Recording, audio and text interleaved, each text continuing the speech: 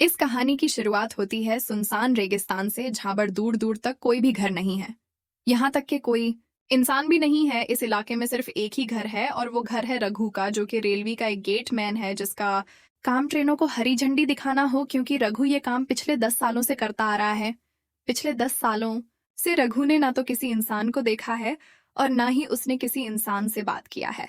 अब एक दिन जब रघु ट्रेन को हरी झंडी दिखा रहा होता है, तब उसकी नजर पड़ती है कि ट्रेन से कर रघु के लिए ये बहुत बड़ी बात है, क्योंकि पिछले 10 साल से उसने किसी भी इंसान को नहीं देखा था और आज 10 सालों के बाद उसने किसी इंसान को देखा है। इसलिए वो उस लड़की को चुनने की कोशिश करने लगता है। लेकिन तभी अचानक से उस लड़की को होश आ रघु से कहता है कि तुम ट्रेन से गिर गई थी, इसलिए मैं तुम्हें उठाकर यहाँ पर ले आया, क्योंकि बाहर बहुत ज्यादा धूप थी और तुम बीमार पड़ सकती थी।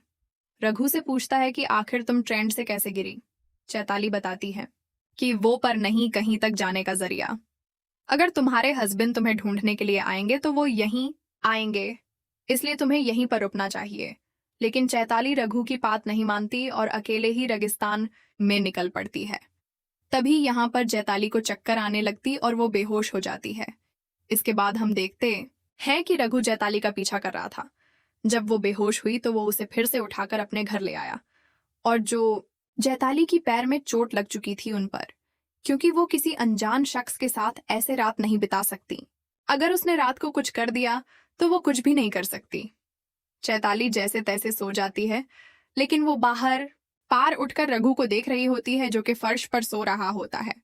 रघु को ऐसा लगता तो रघु अपनी डेली रूटीन स्टार्ट कर देता है। वो सुबह 4:30 बजे उठता है, बहुत दूर से पानी लेकर आता है, और सुबह सुबह एक ट्रेन भी आती है जिसे उसे हरी झंडी भी दिखानी होती है। रघु पिछले 10 सालों से यही रूटीन फॉलो कर रहा, क्योंकि रात को उसने उसके साथ कुछ भी नहीं किया।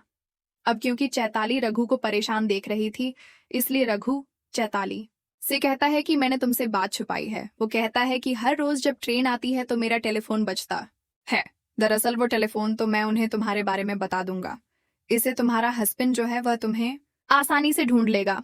अब कुछ ही देर के बाद वह टेलीफोन बज पड़ता है, और जब रघु ने चैताली के बारे में बताने वाला होता है कि तभी चैताली अचानक से वो बता दी कि कुछ साल पहले सिंचू नाम का एक पेशेंट मेरे पास आया, जो कि काफी डिप्रेशन में था, जो कि उसकी वाइफ ने सुसाइड कर लिया। ये सदमा संचू बर्दाश्त नहीं कर पाया और वो सदमे में चला गया, जिस वजह से वो डिप्रेशन से बाहर ही नहीं आ।